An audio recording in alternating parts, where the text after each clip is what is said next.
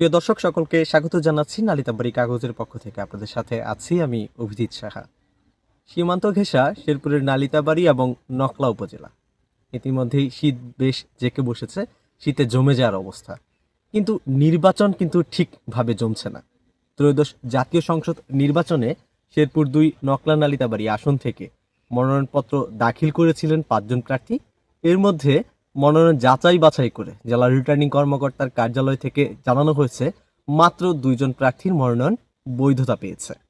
সবশেষ সন্ধ্যার পর জেলা নির্বাচন কর্মকর্তা জাহাঙ্গীর হোসেন নালিতাবাড়ি কাগজকে নিশ্চিত করেছেন বিএনপি মনোনীত প্রার্থী যিনি ছিলেন প্রকৌশলী ফাহিম চৌধুরী, তার মনোনয়ন কিন্তু বাতিল করে দেওয়া হয়েছে। তিনি অস্ট্রেলিয়ার নাগরিক ছিলেন এবং গত ২৬ ডিসেম্বর তিনি এই নাগরিকত্ব বাতিল চেয়ে আবেদনও করেছেন অস্ট্রেলিয়াতে। কিন্তু এই বাতিল চাওয়ার পর অস্ট্রেলিয়া থেকে তাকে কোনো সনদ দেওয়া হয়েছে কিনা সেই সনদ তিনি মনোনয়নের সাথে যুক্ত করেননি এবং এই কারণে তার মনোনয়নপত্র বাতিল করে দেওয়া হয়েছে।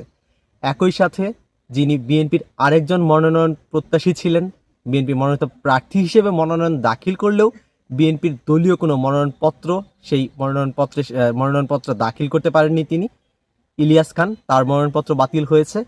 ঋণ খেলাপির জন্য বাতিল হয়েছে রফিকুল ইসলাম, যিনি জাতীয় পার্টির মনোনীত প্রার্থী ছিলেন।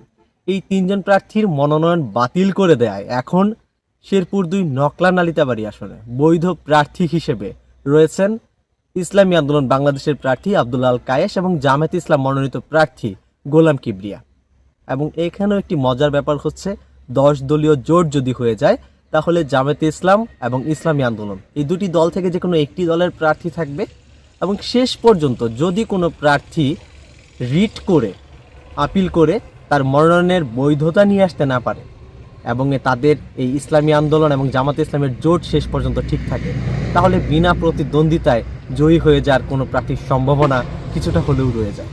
তবে আমরা বিভিন্ন বিএনপির নেতাদের সাথে কথা বলেছি যারা ফাহিম চৌধুরীকে সমর্থন দিয়ে যাচ্ছেন। তারা যেমনটি জানিয়েছেন আগামী সোমবার নাগাদ তারা চেষ্টা করবেন যেন অস্ট্রেলিয়া থেকে ফাহিম চৌধুরীর যে মনোনয়ন, তিনি যে নাগরিকত্ব বাতিল চেয়ে আবেদন করেছেন তার পরিপ্রেক্ষিতে একটি সনদ যেন তারা জমা দিতে পারেন। এবং এখন বিকেল ৫টা পর্যন্ত জেলা রিটার্নিং কর্মকর্তা ফাহিম চৌধুরীকে যে নিয়ম ধরে দিয়েছিল বিকেল ৫টার মধ্যে যদি তিনি সেই সনদ জমা দিতে পারতেন তাহলে তার প্রার্থিতা বৈধ হয়ে যেত এবং এটা তার সাময়িকভাবে স্থগিত করা হয়েছিল বিকেল ৫টা পর্যন্ত। বিকেল ৫টার পর জেলা রিটার্নিং কর্মকর্তা জেলা নির্বাচন কর্মকর্তার সাথে বারবার যোগাযোগ করছিল, আমরা যোগাযোগ করার চেষ্টা করেছি উভয় কর্মকর্তার সাথেই। সবশেষ প্রায় পৌনে ৭টা নাগাদ, সন্ধ্যা পৌনে ৭টা নাগাদ জেলা নির্বাচন কর্মকর্তা জাহাঙ্গীর হোসেন নালিতাবাড়ি কাগজকে নিশ্চিত করেছেন এখন কাগজ সময় মতো জমা দিতে না পারায় ফাহিম চৌধুরীর প্রার্থিতা বাতিল করা হয়েছে। এই ছিল সর্বশেষ। আবারও যে কোনো সঠিক তথ্য আপনাদের সামনে উপস্থাপন করতে হাজির হব।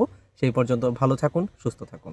পারিবারিক ভ্রমণ, এয়ারপোর্ট ড্রপ, বিয়ে বা মিটিং, গাড়ি ভাড়ার একটাই ভরসা, নালিতাবাড়ি রেন্ট কার। আরামদায়ক, নিরাপদ এবং সময়নিষ্ঠ সেবার জন্য নালিতাবাড়ি রেন্ট কার আপনার বিশ্বস্ত সঙ্গী।